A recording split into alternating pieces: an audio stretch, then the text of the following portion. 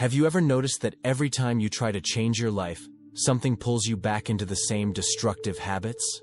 You start off motivated, but suddenly, without even realizing it, you're right back where you started. And the worst part? It keeps happening, again and again, like you're stuck in an endless loop, sabotaging your own progress. But here's what no one tells you, that resistance isn't about lacking discipline or willpower. It comes from a hidden part of your mind.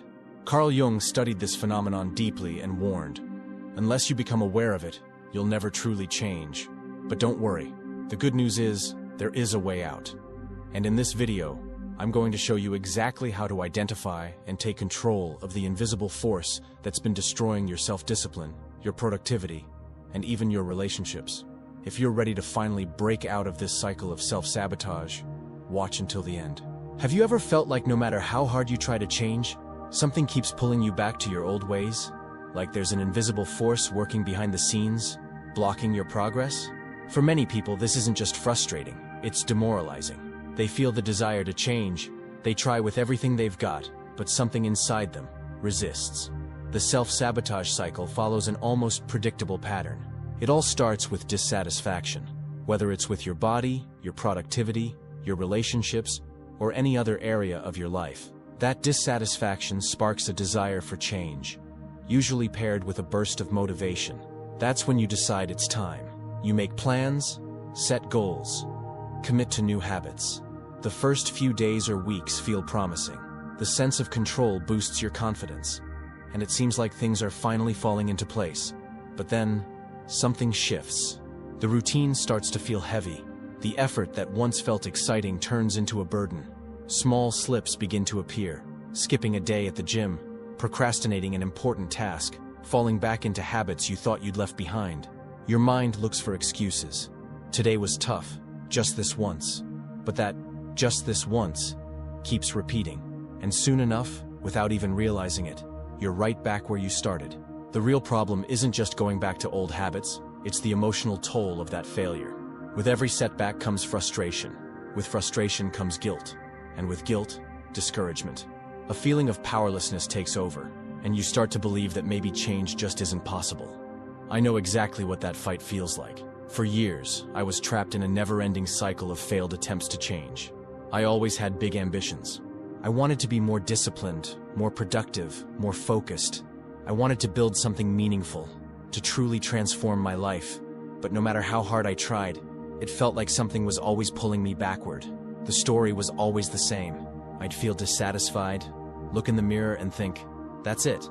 Starting today, everything's going to change. And at first, it did. I'd wake up early, organize my day, stay away from distractions, and follow a plan with full commitment. For a few weeks, it felt like I was finally in control of my life. But then, out of nowhere, I'd start to lose momentum. One day, I'd go to bed a bit later. The next, I'd push back an important task. Social media, something I had sworn off, would creep back in. The workouts that once felt essential were now getting skipped. I told myself I was just pausing my progress. But deep down, I knew the truth. I was slipping back into old habits. And when I realized I was once again right where I started, the frustration hit hard. I'd ask myself, why am I like this? Why, even when I know exactly what I need to do, can't I stick with it? The worst part was the feeling of powerlessness. I saw other people succeeding. People who seemed to have unshakable willpower, who committed to something and actually followed through. Meanwhile, I kept making the same mistakes. Over time, my belief in my ability to change started to wear down. I began to think that maybe I just wasn't a disciplined person, that maybe I didn't have what it takes to truly transform my life. That was the moment I decided to dive into the teachings of Carl Jung. If I couldn't change through willpower alone, then something inside me must have been sabotaging me. Something invisible, yet powerful. Through studying Jung, I discovered that within each of us lies a hidden part of the mind, a collection of repressed impulses, beliefs, and emotions that operate without us realizing it. That's when everything started to make sense. The problem was never a lack of motivation or discipline. The real obstacle had always been within me, in the unconscious patterns that controlled my actions without my awareness. The human mind resists change, even when that change is positive. My brain kept me stuck in old habits because that's what it knew. That inertia wasn't my fault. It was a psychological mechanism, automatically programmed to keep me in familiar territory. And I realized that if I truly wanted to change, wanting it more, or trying harder wasn't enough. I needed to understand what was sabotaging me. That was the turning point. The moment I stopped seeing myself as someone who lacked discipline and started investigating the invisible mechanisms that were holding me back. And when I did that, I realized something surprising. Everything I thought was a personal weakness, laziness, procrastination, lack of motivation, wasn't weakness. It was a symptom of something deeper. And that something deeper had a name. Carl Jung called it the shadow, the hidden side of our mind, where all the fears, insecurities, and beliefs that block our progress are buried. Once I started exploring this concept, everything changed. I realized that my self-sabotage wasn't random. It had a logic, a reason to exist. But before I explain how it works, you need to understand one thing. Overcoming self-sabotage doesn't mean you'll never feel internal resistance again.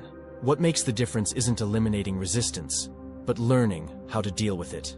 And trust me, once you understand how your shadow works, you realize you have way more control over your life than you ever imagined. The shadow is formed throughout life. From a young age, we learn what's acceptable and what isn't, what we're allowed to express and what must be repressed. If a child shows anger or frustration, parents might say it's wrong. If they act spontaneously in a formal setting, they might get scolded. Slowly, they learn that certain parts of themselves aren't welcome, but those parts don't disappear. They're pushed into the unconscious. The shadow isn't just a container for negative traits. On the contrary, many of the qualities we repress could actually be powerful forces in our lives. But because we've been taught to keep them hidden, they find indirect ways to surface. One of those ways is self-sabotage. Whenever we try to change, grow, or go beyond what we know, we clash with the shadow. It holds all the fears, insecurities, and beliefs that have been programmed over a lifetime. If someone grew up hearing they're not good enough, the shadow will make sure that belief keeps playing on repeat, even if the person has all the skills to move forward. If someone was taught that being ambitious is wrong, that unconscious part may block any attempt to succeed. And the way this happens is almost unnoticeable. At first, change feels easy. The person feels motivated, full of energy, convinced that this time will be different. But then, out of nowhere, they start feeling tired, unmotivated, lazy. Small distractions show up. Time seems to vanish. Something inside starts creating excuses to postpone or give up. What once felt like a solid plan for transformation crumbles into invisible justifications. The shadow doesn't act directly. It works behind the scenes, interfering with thoughts and emotions without the person noticing.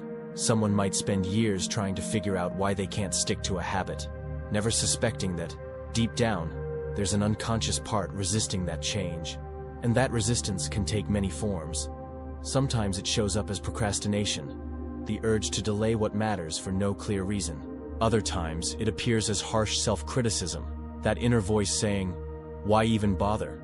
It can also surface as recurring patterns, like always ending up in toxic relationships or constantly abandoning projects halfway through. The conscious mind wants to move forward, but the shadow pulls back. That's because it represents the comfort zone, the familiar. Even when someone is unhappy with their life, repeating what they know feels safer than the unknown. To the unconscious, change is a threat. And when there's a threat, the shadow steps in to protect the person, even if that protection means holding them back. The more someone ignores the shadow, the more power it gains. It's like a hidden program running in the background, influencing decisions, creating invisible obstacles, shaping destiny, without the person even realizing it. Self-sabotage isn't about a lack of discipline or effort. It's a reflection of an internal conflict between the conscious desire to change and the unconscious forces trying to keep things the same. The solution isn't to fight the shadow. Whatever we battle in the unconscious only grows stronger. The real path is to recognize that hidden part and bring it into the light of awareness. Only when we face the shadow can we stop it from silently hijacking our choices. If the shadow operates behind the scenes, influencing our decisions without us realizing it, the first step to overcoming it is to recognize it. But that's no easy task. Precisely because this part of the psyche was pushed into the unconscious, it doesn't show up in obvious ways. The shadow hides in repetitive patterns that seem to defy logic. Someone decides to improve their health but always finds excuses to avoid exercise.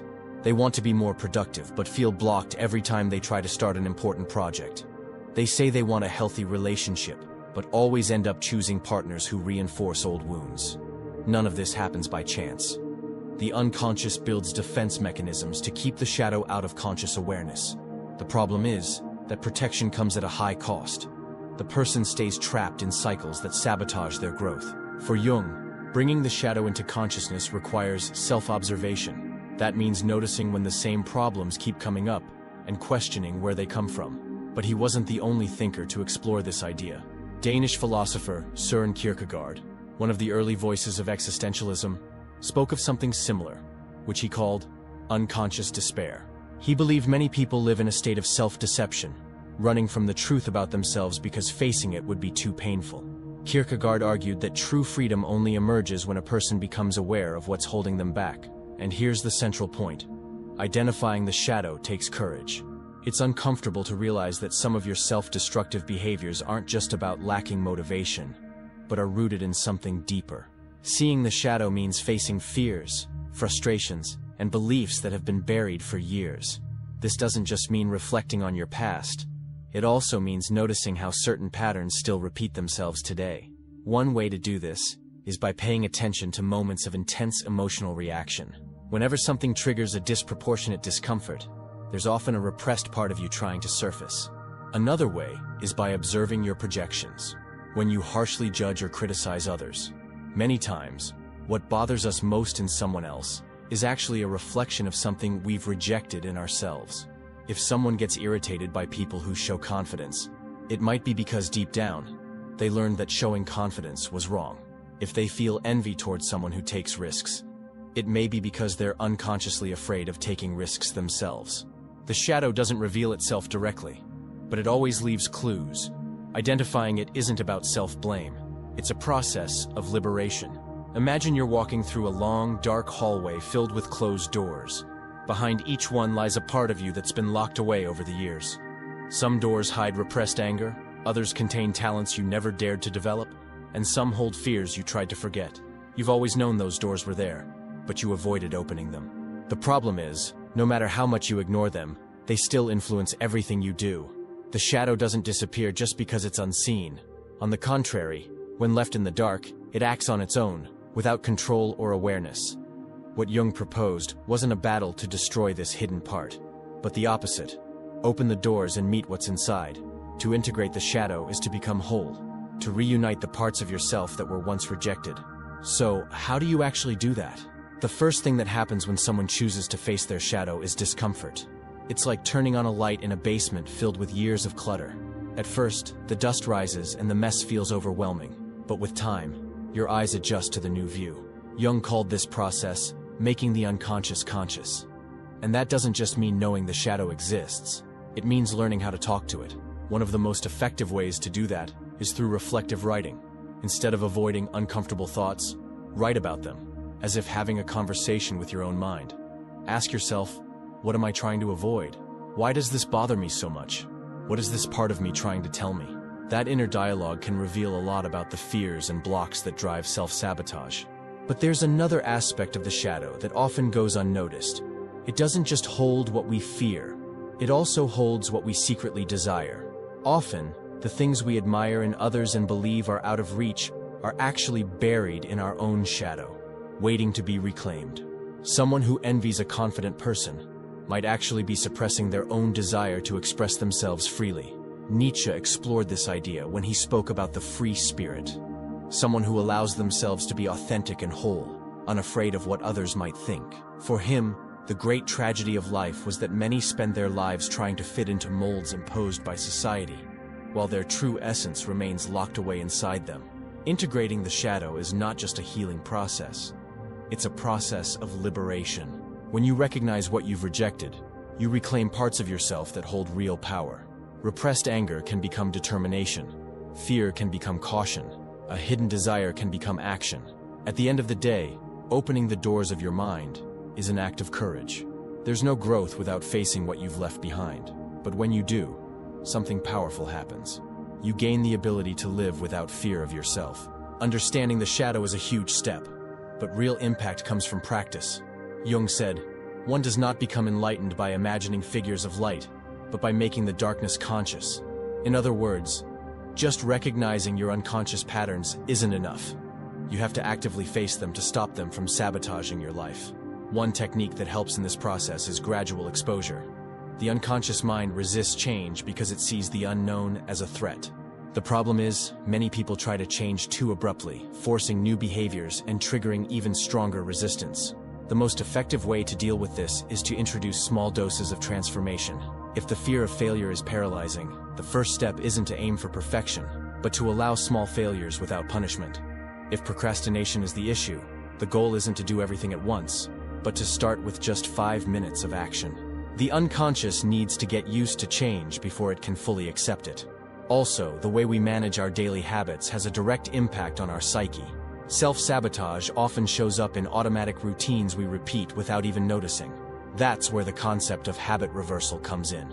Widely discussed in Atomic Habits by James Clear. He explains that the most common mistake when trying to create a new routine is focusing only on the new habit, without removing the triggers of the old ones. If someone wants to reduce time on social media, just promising to use the phone less doesn't work. What's more effective is changing the environment, like removing apps or leaving the phone in another room. Jung also believed that the unconscious reacts to symbolic actions. When we change our external environment, we send a message of transformation to our inner world. Another fundamental technique is behavioral activation, a psychological principle based on the idea that action comes before motivation. Many people wait to feel ready before taking action. But the truth is, the mind only adapts to a new identity after the body has already begun acting like it. Jung believed the unconscious reveals itself through direct experience, not just rational thought. So, instead of waiting for energy or motivation to make a change, just take the first step, no matter how small. If you need to start a project, open a document and write anything. If you want to work out, just put on your workout clothes and go for a walk. Small, repeated actions begin to reshape the unconscious to accept the new identity you're building. The technique of opposite action can also be incredibly powerful. Often, self-sabotage puts us on autopilot, avoiding challenges, procrastinating, or giving in to fear. But if instead of following that impulse, we do the exact opposite, we can interrupt unconscious patterns. If a sabotaging thought says, "Do it later," act immediately. If your shadow is making you avoid talking to someone out of insecurity, start a conversation. Jung described this process as the need to challenge your inner archetypes so they no longer control your psyche. Meditation and mindfulness are also essential tools for integrating the shadow. The unconscious manifests through automatic thoughts, impulses, and repressed emotions, and the act of simply observing these phenomena without reacting to them can lessen their power. Jung saw meditation as a way to establish a direct channel with the unconscious, allowing it to express itself without resistance. Through moments of mindfulness, you learn to recognize when your shadow is trying to influence you, without having to give in. Another practical exercise is the unfinished tasks list.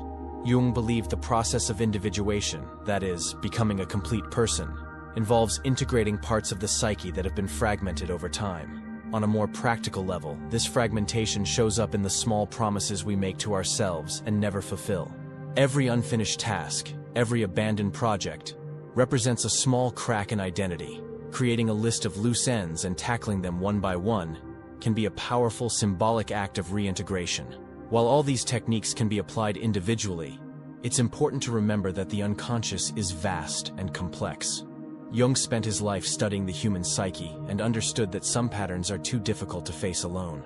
Seeking help from a professional, a therapist, psychoanalyst, or psychologist, can greatly accelerate the process and help reveal layers of the shadow we might never see on our own. Self-knowledge is a deep and ongoing journey, and having a guide can make all the difference. Integrating the shadow is not just about overcoming self-sabotage, it's a path to liberation.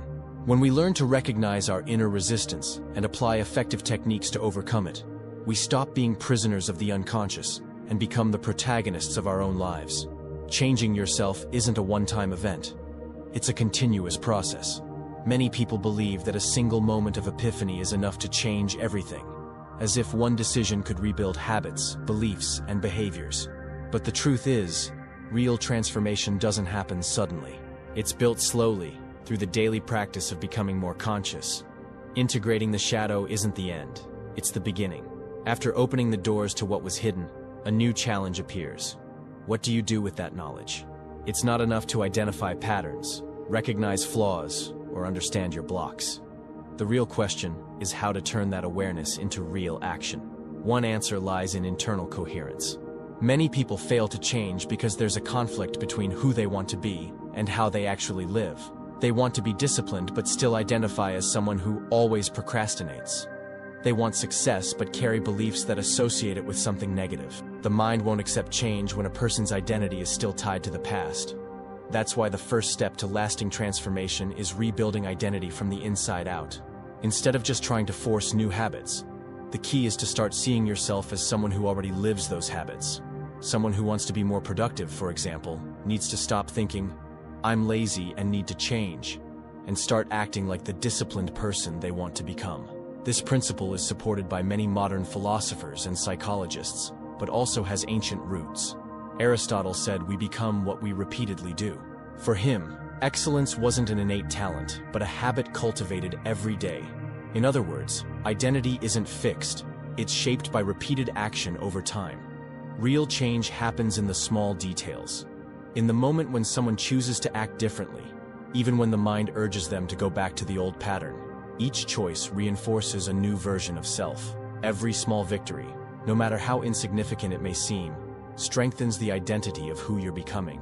But here's an important detail. True transformation requires patience. Many people give up because they expect quick, drastic results without understanding that the process is gradual. Integrating the shadow, changing patterns, and building a new identity takes time. The most common mistake is believing that failing along the way means going back to square one. But failure is part of growth. No change process is linear. There are ups and downs, moments of doubt, and setbacks.